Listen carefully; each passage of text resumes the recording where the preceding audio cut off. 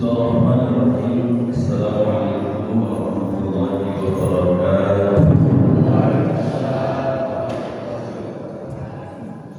Alhamdulillahilladzi khalaqal mauta wal hayata liyabluwakum ayyukum ahsanu amala wa huwal azizul ghafur. Salatu wassalamu ala nabiyyina Muhammadin wa ala alihi washabihi wa ashabihi wa junudihi ajma'in. Amma ba'du. Qala Allah ta'ala a'udzu billahi minasyaitonir rajim. Yarfa'illahu alladziina aamanu minkum walladziina utul ilma darajat. Allah akan meninggikan derajat orang-orang beriman, orang-orang yang diberi ilmu beberapa derajat. Insyaallah yang selalu hadir di majelis ilmu, Allah akan meninggikan derajatnya di dunia akhirat. Qala Nabi sallallahu alaihi wasallam, "Man kharaja fi talabil ilmi fa huwa fi sabilillah hatta Siapa yang keluar dari arah mana saja menuju majelis ilmu, maka dia kepada Allah sedang berjihad hatta yati sampai nanti pulang. Jadi bagi ini Allah insyaallah berikan hadiah spesial pahala jihad ilmu yang lebih mahal dari dunia seluruh isinya insyaallah. Bapak-bapak sekalian yang saya muliakan, secara sedang mengurus jamaah salat subuh yang Allah cintai. Mohon izin pagi ini menyampaikan topik 10G. Kalau saya OG, Ustaz Gemoy, Ustaz 10G yang patut kita ketahui. G yang pertama, gosok. Gosok itu apa? Memakai, menggunakan, mengambil sesuatu yang bukan milik kita dengan niat tidak mencuri, ya, tapi tidak izin, itu namanya gosok. Itu namanya gosok. Bagaimana hukumnya? Dilarang oleh Allah. Surat Al-Baqarah 188. Wala ta'kulu amwalakum bainakum bil batil. Jangan kalian memakai, menggunakan, mengkonsumsi, mengambil harta yang bukan milik kalian dengan cara yang tidak hak. Gosok namanya. Yang sederhana gosok contohnya apa? Ini umpamanya lagi ngaji nih, tapi ada yang pengen pulang dulu ke rumah kan sebentar, paling 10 menit. Nah ternyata sendalnya bapak ditaruh di sini, pakai sendal orang di sana. Dalam hati, saya kata orang mau nyolong ini, yang tidak ada mencuri, minjem doang, bentar ke rumah, kembali lagi, itu gosok namanya. Ada motor, ya mungkin motornya motor second kali, ada kuncinya. Motor mesin ini saya pakai dulu, orang langsung kembaliin, tidak ada yang mencuri. Nah itu namanya gosok. Ternyata Allah melarang perbuatan gosok ini, walaupun tidak ada yang nolong. Kenapa Allah melarang? Sebab Islam itu preventif, tindakan pencegahan untuk menghindari kekotoran hati, gitu. Untuk menghindari kekotoran hati, baik yang dipakai hartanya atau yang memakai. Contoh tadi, Bang Malik pakai sendal saya, dia katanya sesoleh mungkin. Dalam hati saya kotor, Bang. Kenapa ini? Bang Malik ada ngomong-ngomong aja sama saya. Padahal kan kalau ngomong sendal siapa? Saya angkat tangan saya, Pak. Injek yang bukan begitu bisa. Ini kagak kotor hati saya, gitu. Karena hati saya kotor, pulang-pulang dari rumah Bang Malik, saya ada beda sekali walaupun cuma sebentar. Bang Maliknya kotor kan hatinya, ngaku sudah bertumbuh, mukanya itu kayak badai Cisauk. Jadi menghindari kekotoran kedua belah pihak, maka jangan gosok. Apalagi yang paling bahaya gosok pasangan orang. Saya ngajak si Mesaro, saya tidak niat mengambil dia, cuma nganterin saya doang. Waduh, betul bahaya lah. Sokoto banget waduh. Iya kalau orang sini kalau orang Madura, tak curi sampai enak aja buat coba ini orang. Gosok namanya. Yang kedua, yang pertama gosok. Goror. Bukan goror. Apa itu goror definisinya? Transaksi yang tidak jelas itu goror. Kata Syekh Yusuf Al-Qaradawi dalam Al-Fiqhul Waqi' fikih kontemporer, beliau mengatakan bahwa seorang muslim boleh bertransaksi bermuamalah apa saja asal lampunya yang lima harus dihindari. Kalau ini tidak dihindari, karena bakal saya minum. Terima kasih Pak. Pertama, silakan bertransaksi asal jangan ada nuansa riba. Yang kedua, silakan bertransaksi asal jangan ada nuansa al-maisir, judi.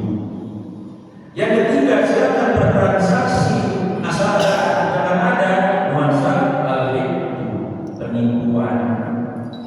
Yang keempat, silakan bertransaksi asal jangan ada nuansa kezaliman, zalim. Dan yang kelima, silakan bertransaksi asal jangan ada nuansa gharar dan tidak jelasan. Karena transaksi yang paling afdal adalah sharih, jelas, kedua belah pihak antara ridha.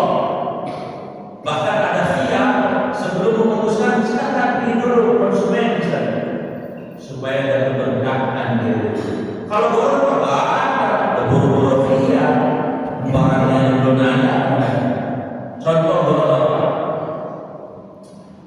Pak Haji Sukma punya pohon rambutan, baru mentil apa baru iya rumbang. Saya datang kepada Sukma, Haji, ini rambutan bapak saya taksir, kalau panen paling harganya sudah setengah lebih. Terus kata Haji Sukma, emang mau beli? Iya, saya kan juragan rambutan saya. Ibaratnya ini, si saya beli terus juta 5, sudah 500, uangnya diterima sama semua. Qadarullah, takdir Allah. Begitu seminggu ada petir yang belum luar biasa, itu rambutan gosong. Itu bagaimana? Mau dibayar tapi pandemi sudah bulan berat, tidak bisa bermasalah. Makanya apa? Harus menunggu panen, jelas rambutannya merahnya begini, bentuknya begini, saya taksir harganya segini. Itu namanya ada sharih, kejelasan, dan ada keribuan, ada khiyar memilih mau beli atau tidak. Itu gharar. Atau misalnya lagi Bang Malik punya kambing apa? Ada? Enggak. Ini bahannya punya kambing ada dia. Untuk biar seperti pembelian dengan mereka ada menurut punya kambing. Kira-kira baru berhenti 2 bulan. Ini maaf kalau kambing begini berapa bulan sih? Kalau manusia kan 9 bulan, kalau kambing berapa?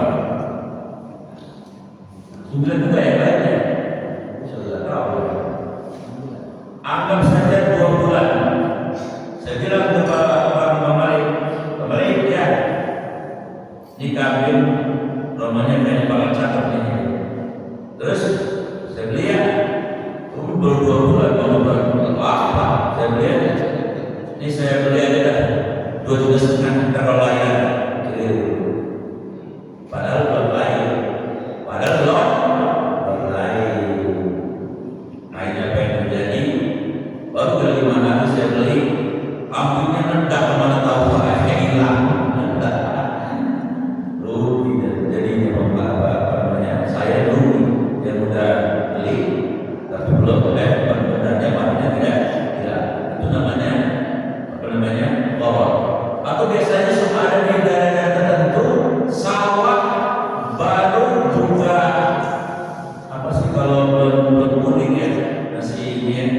udah dibayar yang menjuragan. Ternyata dihantam tikus ribuan, kagak panen, udah dibayar kagak panen, juragan yang rugi. Nah itu namanya boros. Ijon. Saya mau nanya nih, yang bisa boleh berdua. Kalau manjarin jodoh boleh apa?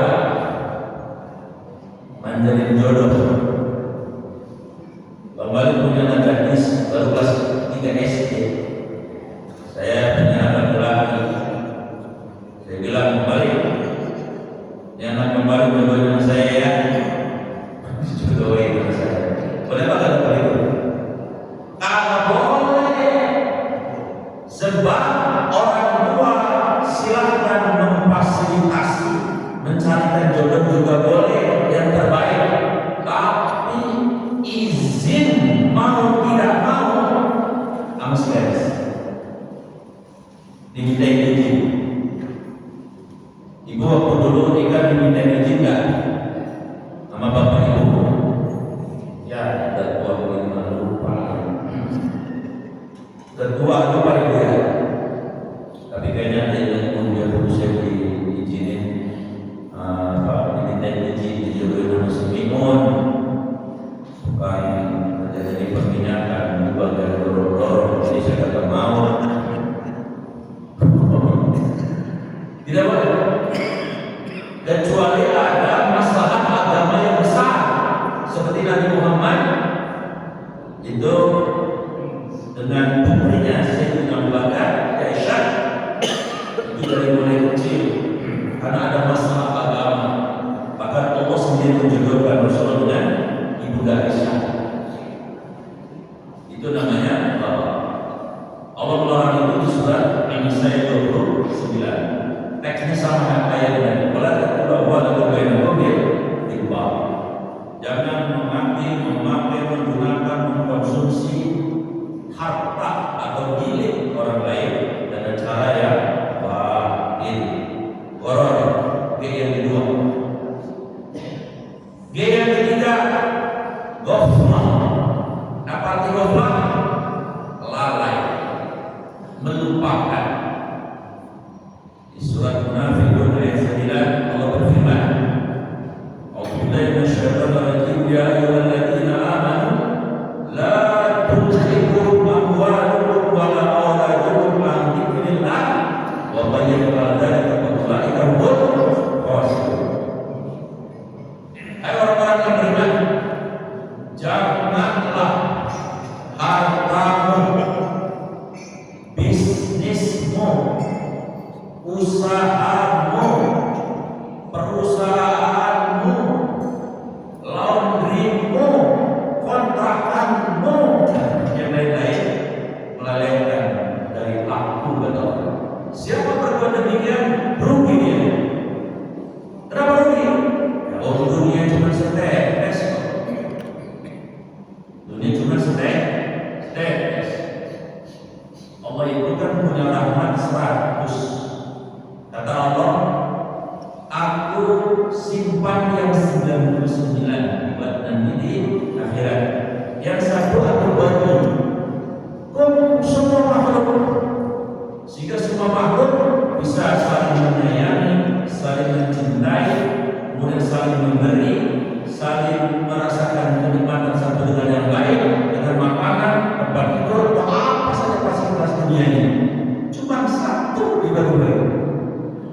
Manusia aja 7,7 miliar. Semua kenikmatan pengantin manusia itu bagian dari yang satu. Hewan pun menyayangi anaknya, betul kan? Bapak pernah lihat monyet kan? Monyet kalau anaknya kecil, anaknya dipeluk. Coba dari ragunan, dia nerima pisang lempar, tuh anaknya dipeluk, disayang itu. Monyet nanti siapa saya? Itu bagian dari 100 rahmat. Itu bagian dari 100 rahmat. Jadi orang yang melalaikan Allah, artinya melalaikan akhirat, rugi dunia dan rugi akhirat. Tapi orang yang tidak melalaikan akhirat, tidak melalaikan Allah, double benefit, untungnya double dunia, double akhirat.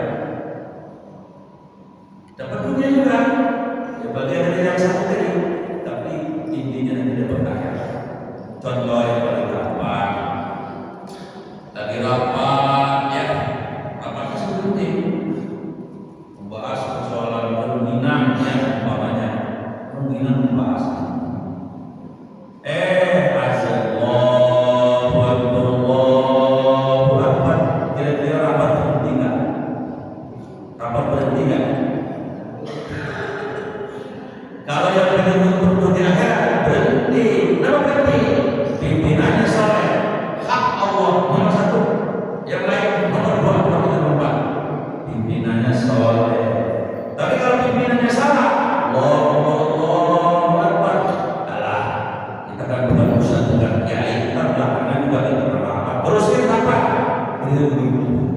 Ada yang kayak gitu model? Ada di mana? Di sinetron sutradara saya.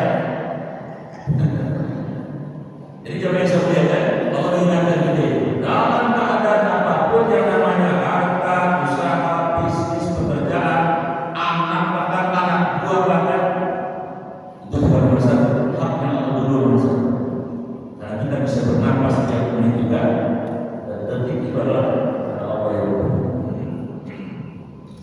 itu gaya yang enggak, sebenarnya kalau yang ingat gaya yang enggak. Gaya yang keempat namanya gulu.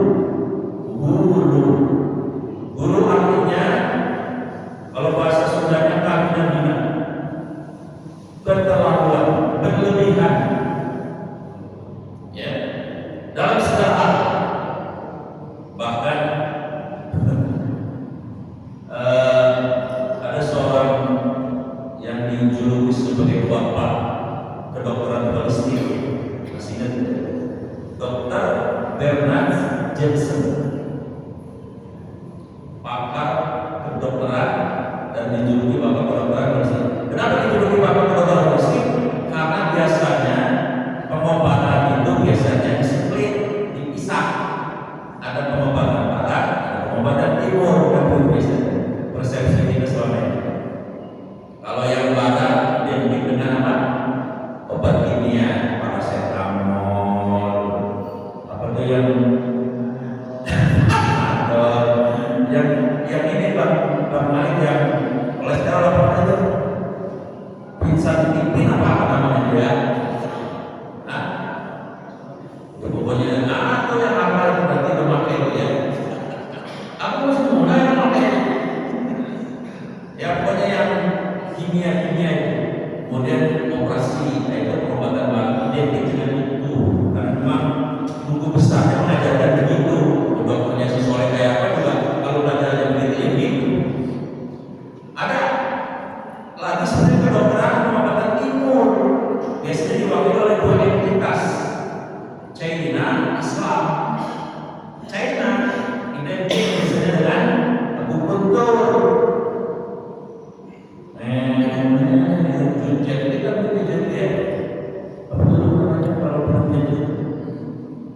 Tapi jago pengobatan jago silat juga. Kalau yang Islam biasanya identik dengan apa? Bekam dengan segala variannya apa saudara. Nah, Dr. Bernard Jensen ini mengcombine, jadi tidak memisahkan antara pengobatan barat dan timur, dikombine, diramu jadi satu, jadi holistik. Nah, beliau pernah mengatakan saya lakukan penelitian kurang lebih 8 tahun.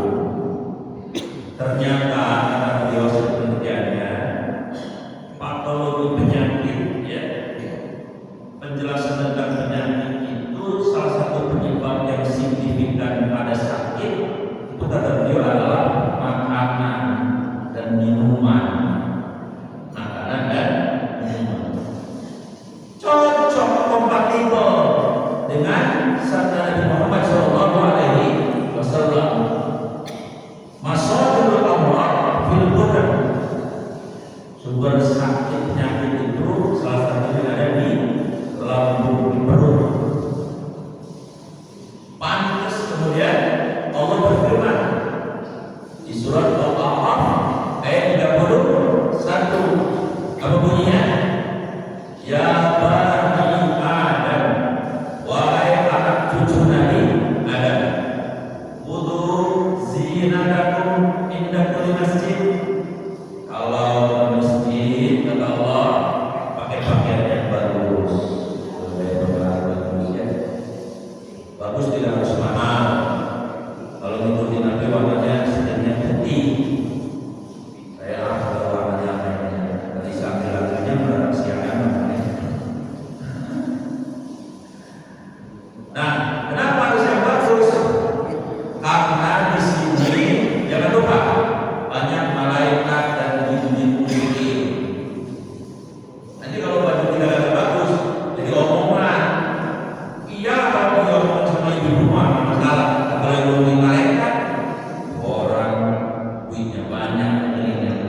gendut, pakai baju ini mau ada dua malaikat kan ikut urusan. Maka kalau mau ikut ke masjid pakai baju yang bagus. Saya pernah ngomong jangan ke masjid apalagi duduknya di depan pakai kaos partai, jangan pakai kaos bola duduknya di depan. Kebetulan di belakangnya orang pede, buru-buru pelaku undang-undang jadi penguasa. Nah, ujungnya ini apa? Waktu silahkan datang makan apa saja, makan. Waktu washrabu, silahkan minum apa saja, termasuk air teh ini minum. Tapi dia masuk bangsa, dia masuk bangsa. Entah minum boleh, cuma satu pesannya apa? Wala tusrifu, ulang Nabi atau jangan berlebihan. Jadi kalau tidak berlebihan, dikombin dengan yang lain, maka minum yang halal dan thayyibah, punya nutrisi yang baik, insyaallah sih akhir kada sakit. Ya udah tahu dicek asam uratnya 11, main pada bulan, kita dikasih oleh-oleh, emping linjo, pas malamnya Real Madrid main sama Barcelona, nonton, Vini kagak ada, anak kagak ada, malam dua, saking serunya kagak terasa, emping dua toples habis dibayar, pagi-pagi ini kecipratan. Dan gua makan dia, kata Allah silakan dimakan apa, tapi jangan dua-dua dong. Nggak ada nasi terus Pak. Nggak ada nasinya. Ada Indomie. Kolesterolnya dicek 300. Setiap mampir di warung Padang yang diincar tunjang.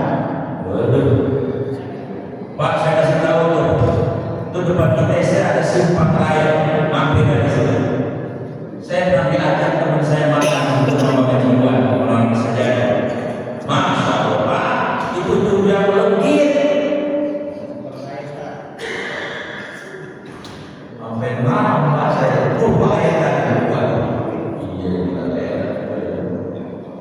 nah kalau yang udah 300 kolesterolnya tunjang makan boleh, apa-apa, asal jangan sampai 2 piring 3 piring. Intinya apa? Makanan apa aja boleh, udah tua juga boleh, minuman silakan, yang penting baik, halal baik, bernutrisi dan tidak berlebihan. Nah ini kata dokter Beran Jensi.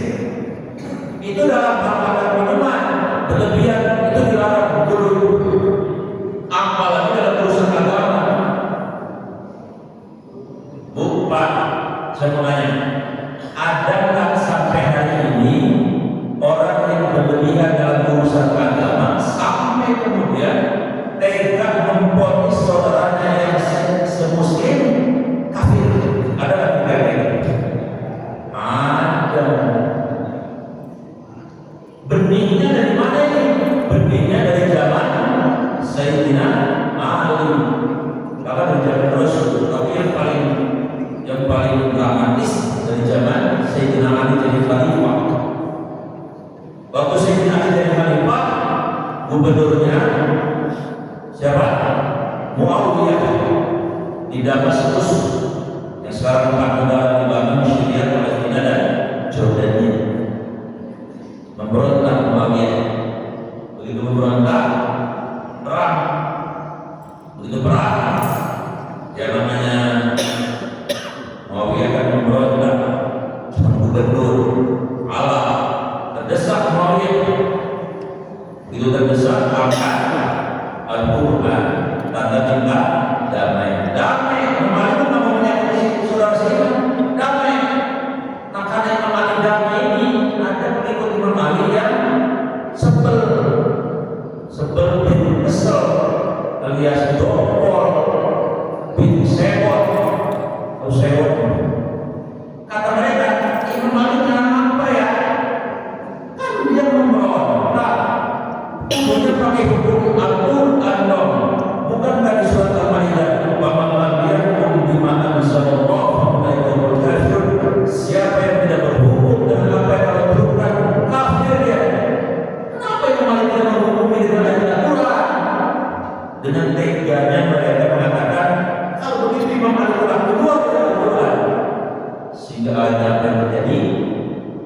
orang-orang ini membentuk kelompok lalu memisahkan dari kembali yang kemudian dikenal oleh ahli sejarah sebagai kalangan Khawarij.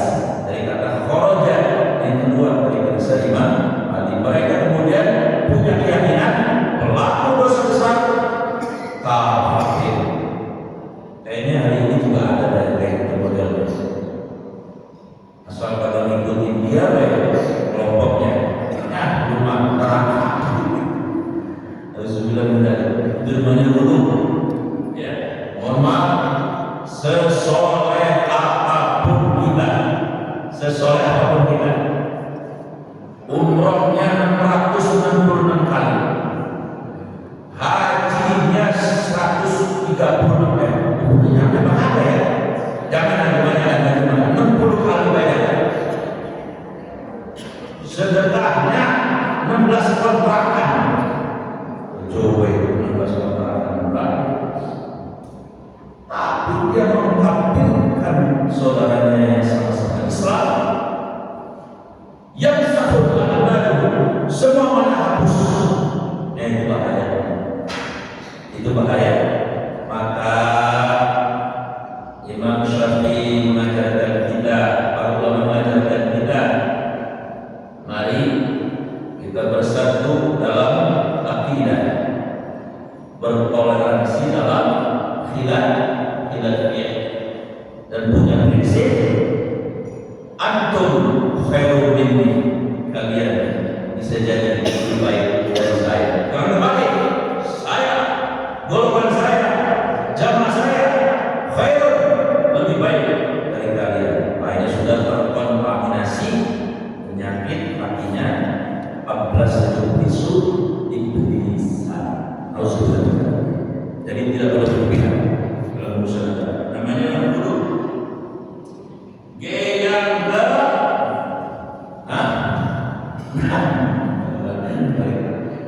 Kau di tahun Anda, bapaknya kawan-kawan dikit sama katanya.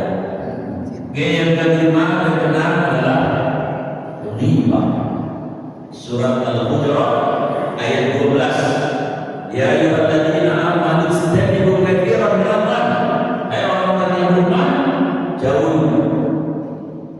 jauhi dari kalian katsiran, kebanyakan, minadh dhann, dari negatif thinking. Inna ma'dhanni ismun, karena sebagian dari urusan itu adalah dosa. Karena dosanya apa? Menyimpulkan dan memponis yang paham belum tentu.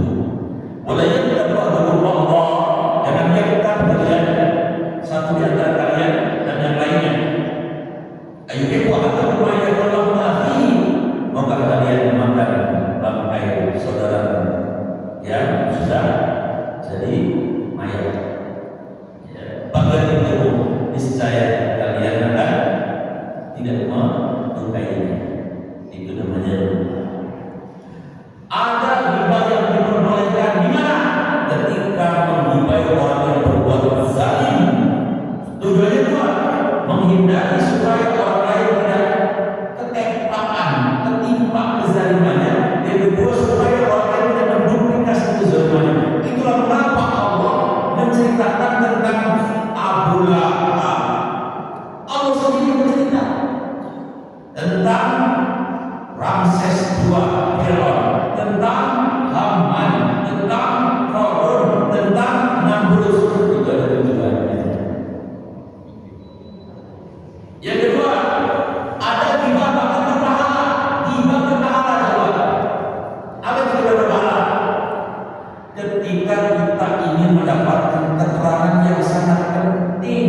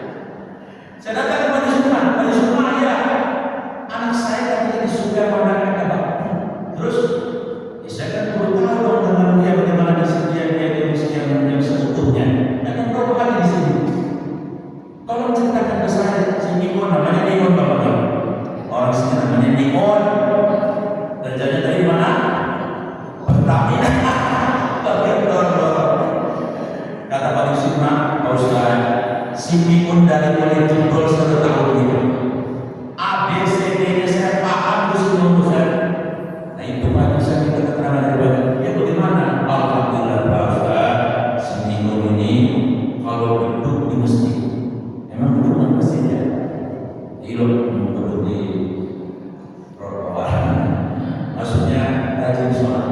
Apalagi dia juga nggak pernah kedengeran sama tetangga ngomong keras sama bapaknya. Waduh, ini lagi. Nah, yang ketiga, dia juga alhamdulillah sudah maju. Maksudnya gimana kan? Dia punya pabrik, tapi apa? Pabrik gendang atau gendang. Apa? Ini dari kelas. Masya Allah. Jadi agamanya lempeng, kemandiriannya kuat, cocok dengan itu. Saya ngomong dengan saya, Abi setuju sama senior itu. Kira-kira begitu.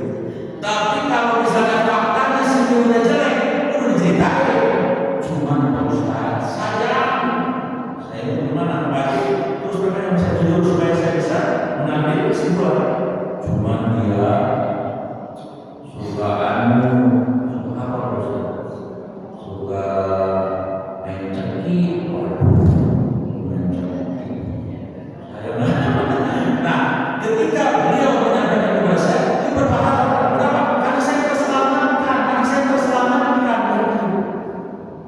tanpa kemudian Haji Sukamana menceritakan kepada yang ada juga yang berpahala atau ketika jadi saksi di pengadilan. Yang dilarang keras adalah membicarakan keburukan orang lain. Dan itu orangnya baik, diceritakan keburukan. Lalu yang boleh adalah menceritakan kebaikan. Boleh. Saya misalnya orang Rasulullah pernah pada masa tenang. Bagaimana pada masa orangnya? Wah, dia apa? Belum nazarnya menjaga di masjid. Itu kebaikan yang bisa. Baik, itu yang kedua. Yang keenam, G-nya gogo. Apa gogo? Marah. Allah berfirman, "Wasari'u ila maghfiratin min rabbikum wa jannatin 'arduha as-samawati wal ardh, 'iddat lil muttaqin alladziina yunfiquna bis-sarra'i wa dharra'u al-bay'ati minal ghaib." Al-Qur'an 1:3-4.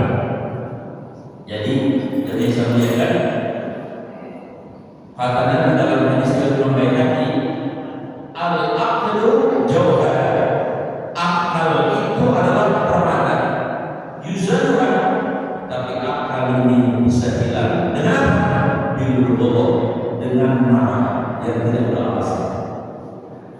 Ibu bapak kemarin lihat di televisi di daerah Karet, Jakarta, maaf, istrinya tega, mohon maaf ya, memotong alat produksi suami.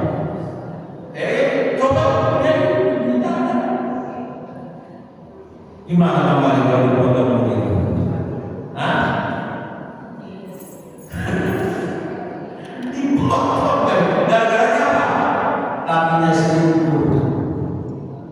Emang Pak, benar-benar kalau udah marah sekali bahaya. Makanya rasa kuat di muka bumi ini. Kalau naik motor bisa ke kanan, belok ke kiri. Tapi bukan ibu di sini, ibu Somalia. Kalau di sini mah mirip ya. Sini ke kanan, belok ke kiri. Kalau dikasih tahu, marah dia. Ya itu orang Somalia dulu. Kalau di sini insya Allah enggak. Nah, jadi jamin yang berbeda, Rasulullah menjamin, Rasulullah menjamin, lantar wala kerjaan. Bukan tidak boleh marah, kita harus marah, karena kita akan bisa marah. Cuma kata Nabi, tahan marah karena Allah, tahan marah karena Allah, tahan marah karena Allah. Allah dan Dia sebutkan. Kalau jadi habit, ini jadi kebiasaan maksudnya. Terus sebetulnya kita bisa marah, tapi Allah melarang. Saya karena Allah, jadi saya bisa marah, tapi Allah tidak mengizinkan saya. Allah kasih suruh. Ketujuh adalah ghadul basar. Ini ketujuh ghadul basar. Di surat An-Nur ayat 30. Qul lil mu'minina yaghuddu min absarihim. Katakanlah para laki-laki yang beriman, Allah tahan disuruh oleh Allah, kita disuruh pandangan. Kenapa disuruh pandangan? Karena di suatu ayatnya ditafsirkan zuyyinan linnas hubbu syahawat minan nisa. Ujian paling berat bagi laki-laki, gak ustaz, gak kiai, wanita. Setuju kan? Setuju. Paling berat. Kenal dengan sultan dari Tanjung Priok, nama udah paham aja ya. Kalau ada sultan dari Tanjung Priok, kedudukannya wakil ketua komisi 3 sangat terhormat. Tapi ujian datang pada beliau. Begitu ujian datang pada beliau, copot sebenarnya. Berat. Makanya tak bilang di sini ujian di mana? Ini saya lagi ngaji begini nih. Saya mau nanya jujur nih para laki-laki yang lagi ngaji begini. Seandainya aman dan mengkopol lewat di depan, nengok apa? Hah? Kagak nengok buruk. Saya nengok buruk gimana? Maksudnya jangan di sini, kalau duduk pinggir. Ini tuh laki-laki, matanya sensitif, sensornya tajam. Kalau melihat yang sayur bahaya bening. Tapi kalau ibu-ibu itu adalah kelemahannya di lisan. Kalau ada empat orang yang kumpul ketemu, si Mesaro, si Tuti, si Indah, sama si Marpulah ketemu, udah semua bisa diomongin, semua bisa diceritain, semua bisa dicurahkan. Namanya perempuan senang ngomong. Kata para psikolog, wanita sehari harus ngomong 124.000 kata. Kalau ada wanita diem aja, kemungkinannya dua. Pertama, mau dicerai suaminya. Yang kedua, obatnya habis. Kalau yang normal, tapi aja, alhamdulillah ya, produktifnya caranya. Makanya mengajar kami dan mengajar perempuan beda.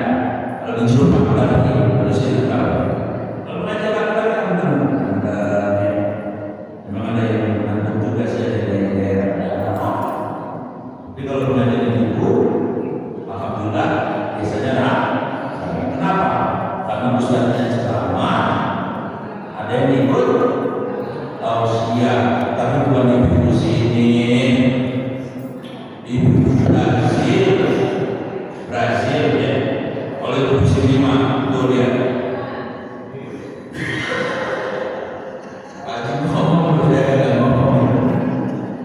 Dua lagi, yang berikutnya adalah busa. Nanti saya bilang lagi. Apa lagi? Walakinnakum la busa'in. Kalian jangan sampai seperti busa'in fil bahri. Busa di lautan. Nabi kita begitu.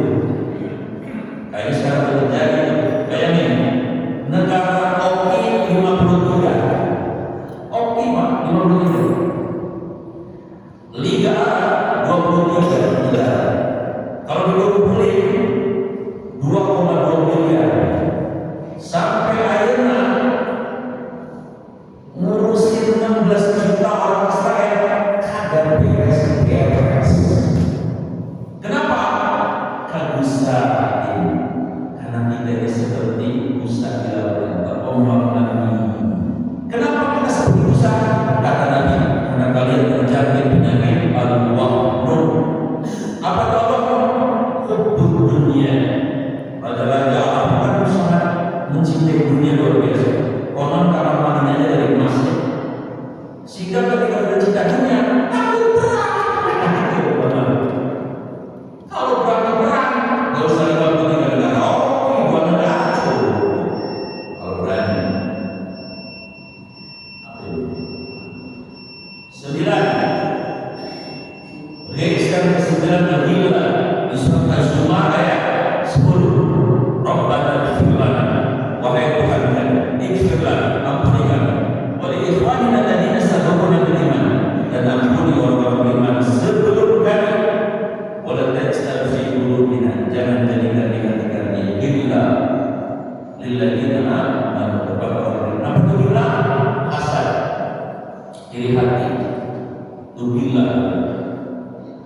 Alhamdulillah itu kan Nabi ya perlu al-hasanat memakan semua kebaikan kita karena tak perlu adalah Allah seperti memakannya kayu bakar tapi dengan kayu bakar hasan.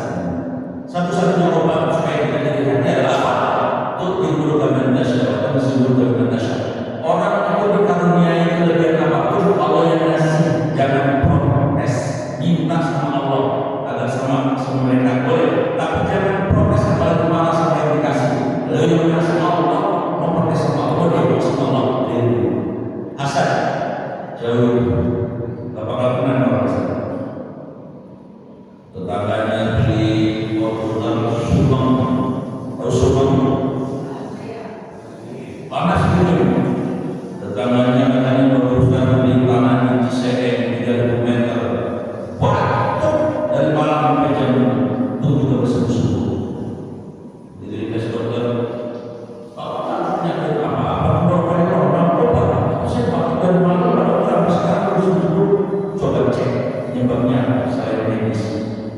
Ya sih, saya dokter kalau saya ada di tangan dari saya sudah kata dokter itu urusan saya yang ada ini Bapak sendiri sama pakai tidak asal. Bu, ada lagi yang dokter namanya Ida, umurnya 63 tahun, nikah sama si Adi umur 35 ya kan? Benar aja, coba dipilih. Mama umur 63 di Depok namanya Ida, nikah sama anak umur 36. Yang bikin saya kaget kemarin ketika si Melanie Cardona di podcast kan, maaf ibu kan 63 tahun ya kan ini suami ibu cuma apa 30 maaf ibu udah menopause udah terus maaf ini kan suami ibu masih muda bagaimana ibu memakai model itu kata dia beres saya kaget tuh beres bagaimana maksudnya kadang-kadang Mbak Melanie kami ini bisa setiap hari waduh saya kaget berarti ilmu kedokteran tidak berlaku kedokteran barat siapa bilang sudah menopause tidak bisa berfungsi sebagai istri bu ya ada yang bisa dilihat di sini.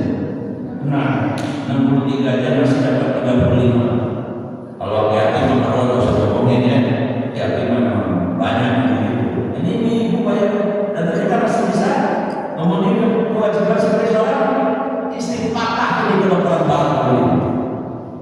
Dan gambaran kita orang 63 ya Allah berkata subur dan berkata tapi tidak bisa. Terakhir ini penting, yang terakhir namanya Dirroh. Kalau yang punya bukunya, Bu Hamka punya buku namanya judulnya Tasawuf Modern.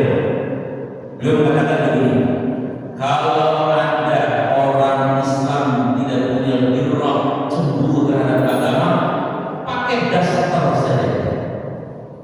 Tidak punya rasa cemburu terhadap agama. Sehingga Rasulullah bersabda, dan dia akan diambil muslim baik saja. Siapa yang tidak peduli dengan urusan orang Islam, dia bukan golongan Islam. Ini sekarang yang sedang betul-betul ditimpa ujian yang luar biasa, saudara tadi jasa. Minimal kita akan peduli kepada ya Allah. Allah mansur ikhwan mujahidin fi Palestin. Allah mansur ikhwan mujahidin di Gaza. Allah mansur alaihim nasran azizan. Kalau tidak pakai dasar saja. Bahkan kadang-kadang kepada agama, kepada keluarga, memaaf laki-laki istri dibonceng orang, diam aja.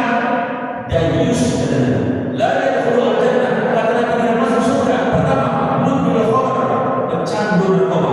Yang kedua adalah aku yang menyakiti hati makan bapak. Yang ketiga dayus, laki-laki yang tidak punya rasa cemburu kepada istrinya kepada perempuannya. Istrinya diboncengin orang-orang mau begini, kemudian dia mesal belinya begini, iya ini buahnya. No, nggak bisa lihat ini bonus diboncengin sama si ini apa kata sudi. Tapi ya ini saya ini saya laku, ini mungkin rumah. Dah harus sulit, harus sudah dia sama dua orang keras kalau tidak memasukkannya ke surga sebelum dia sadar dengan perbuatan yang salah tersebut. Mudah-mudahan kita dijauhkan dari seburuk ini. Amin ya rabbal alamin. Kalau ada Pak Amin sebenarnya. Baik, karena sudah juga dari bentuk pertemuan kita dengan doa yang singkat. Bismillahirrahmanirrahim. Alhamdulillahirabbil alamin. Wassalatu wassalamu ala rasulillah. Allahumma salli ala sayyidina Muhammad jadikan kami ahli taubat dan janganlah kami jadikan kami orang-orang yang pada dan janganlah kami jadikan kami orang-orang yang punya keikhlasan dan janganlah syirik jadikan kami orang-orang yang pandai bersyukur dan beramal dan janganlah syirik jadikan kami orang-orang yang mau bersabar atas ujian wajibkan ibadika salihin jadikan kami Allah jadikan anak cucu kami Allah jadikan kakak adik kami keluarga kami khususnya ayah bunda kami Allah berkati Allah sallallahu alaihi wasallam Muhammad wa ala alihi wasallam subhanahu wa ta'ala izzati amma yasifun wassalamu ala rasulillah walhamdulillahi rabbil alamin.